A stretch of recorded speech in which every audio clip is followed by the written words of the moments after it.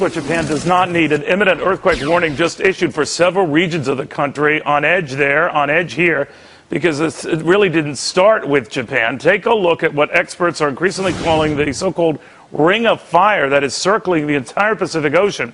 Do you remember Chile's massive earthquake about a year ago? Then we had that big one in New Zealand just last month. Then, of course, Japan. And if this clockwise trend continues, my next guest says North America looks to be on tap next. Don't laugh. Geologist Jim Birkeland is worried, and when he worries, you should worry too. Jim accurately predicted, get this, the 1989 so-called World Series earthquake 4 days before it shook the San Francisco Bay Area. And Jim says this month is of particular concern. Why, Jim?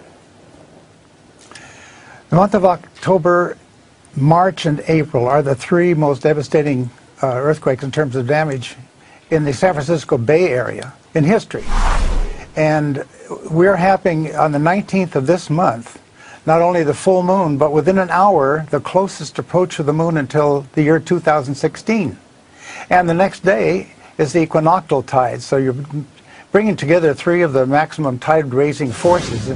And we know about the ocean tides, but there's also an earth tide, and there's a tide in the groundwater. And all of these help to release sudden built-up strain and cause earthquakes. All right, but that would seem to imply that we could be looking at a very imminent event in the United States within the next week or two. Is that right? Yes, what I call a seismic window. This top seismic window in years is developing between the 19th and 26th of this month. And this was 7.0 monster, and it says geologists had warned about it. And a week earlier, they were talking about the tides, not to worry about the really high tides coming up. Well, I think there's worry here too. All right, so let me just understand. You're a genius. I'm not, so I just want to follow your fine brain on this. Not a genius. What you're saying is that there is a certain order to this, even though it doesn't appear like it. For a lot of folks, it just seems like random events. But you're saying that there is a process unfolding here. For California, or California, Oregon, or whatever, what would that mean? What type of quake or disturbance or disruption would that be? Well, if it was one in the Northwest, in the Cascadia Trench, like we had in 1700, that would be a 9-magnitude quake. I'm not predicting that. But I'm saying we've just had a massive fish kill. Maybe 1 million fish died in Redondo Beach. They had massive fish sweep in Mexico. We just had a bunch of whales come in close to San Diego. And what is that presage? When you have events like that, what does that generally mean? What's going on in the waters? Changes in the magnetic field that often precede larger earthquakes.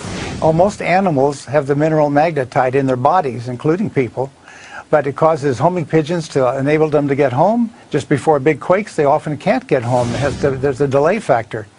And so we look for those kinds of things. Just before the World Series quake, there was a very unusual beaching of rare beaked whales in the ocean beach of San Francisco, and then just after that, a equally rare pygmy sperm whale washed up at Santa Cruz within about 5 miles of the epicenter of the World Series quake.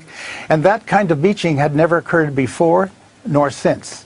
So we're looking for strange fish coming from deep water into shallow water, wild animals coming into cities.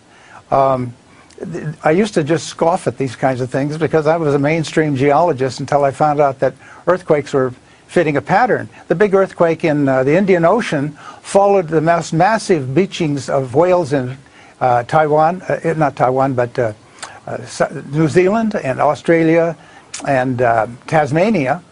And then within a couple of days, they had a 8.3 south of New Zealand, and then came the 9.1 in the Indian Ocean with a big tsunami on the very day of the full moon.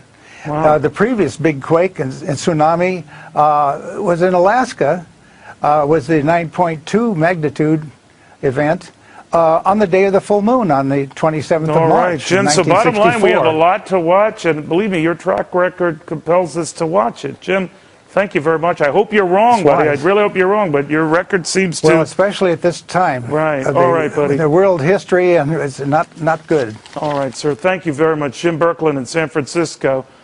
He's a pretty good geologist.